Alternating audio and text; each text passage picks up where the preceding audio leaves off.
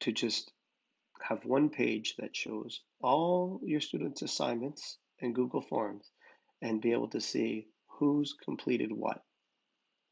That's what we're going to talk about.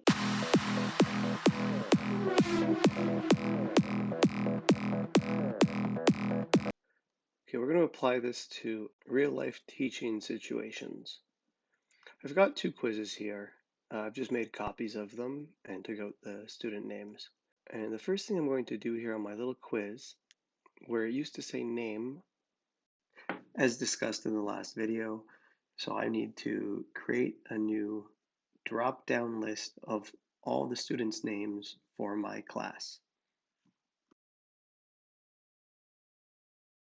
You will notice that I have to do this for both quizzes that I'm going to show you today. So every time I add a Google form, I actually have to do this step of putting all the student names again.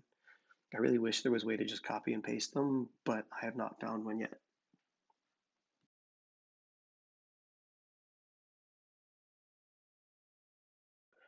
So now that I've got the drop-down names in and the answers, I'm going to make sure both of these forms go to the exact same Google Sheet.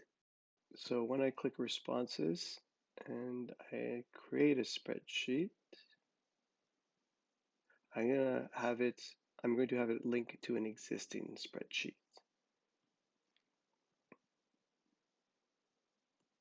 There's our example.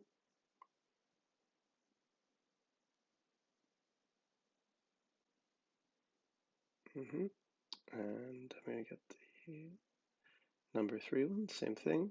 So responses, click select existing. Example. I should rename these pages. This first one was our main, so we're going to just change that to be main. This is going to help us out later on. This was quiz 4. And this one was quiz 3. Before I delete all this stuff, I want to copy these names in order. I'm going to be pasting the names a few times, and you want to do the same. Like have a full copied list of all your student names in a specific order, so it's just easy to repaste. I need those names. These are the names of my students, and here's maps 3. There's maps 4. So as students fill out maps 4 here, let's go back over here. I'm going to use that Countif function again, but it's going to be a little bit different now. So I am going to say Countif, but my range is actually going to be, if you know how to access a different page,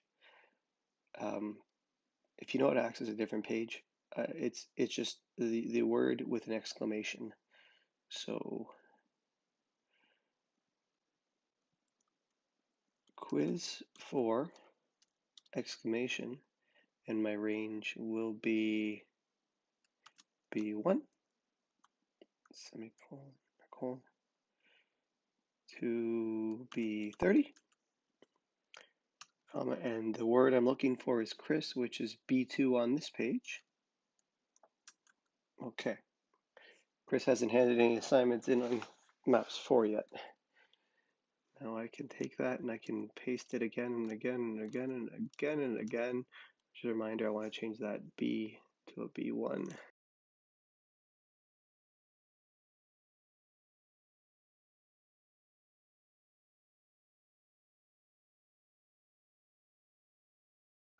So whereas the first time I was looking for the range on the actual page, this time I'm looking for the range on quiz 4. So it is countifing the range of this B column from B all the way down. And if it sees the name, it'll give it a point. I've sped this up just because now I need to go through the quizzes, choose the students' names, and submit the way they would if they were answering the quizzes for me.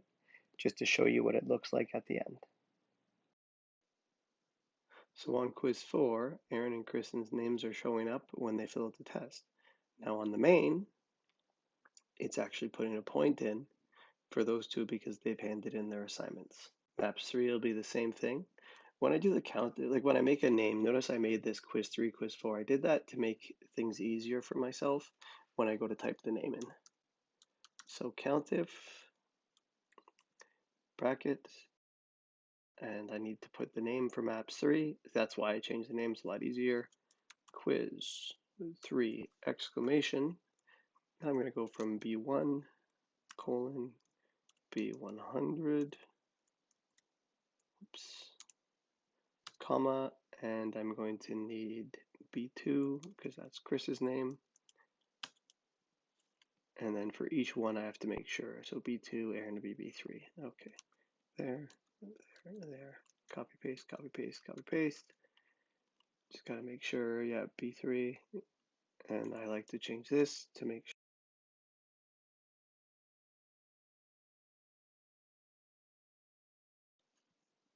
So all of these should be going based on those quizzes. Now I'm going to go and answer a bunch of those quizzes now just so I can fill these up.